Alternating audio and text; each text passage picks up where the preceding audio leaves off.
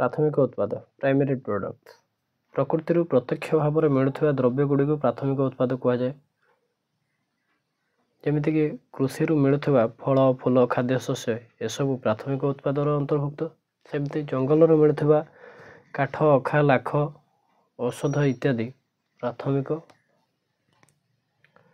ठीक सेमती भू अभ्यंतर मिलुवा खनिज इत्यादि एसबू हूँ प्राथमिक उत्पादर उदाहरण। तापर आस गौण उत्पाद बा द्वितीयक उत्पाद जोटा कि सेकेंडरी प्रोडक्ट बोली कहुच्छे। प्रकृति मिलुवा अनेक द्रव्य को मनीष सीधा सड़क व्यवहार न करि पारि प्रक्रियाकरण माध्यम निजर व्यवहार उपयोगी करें।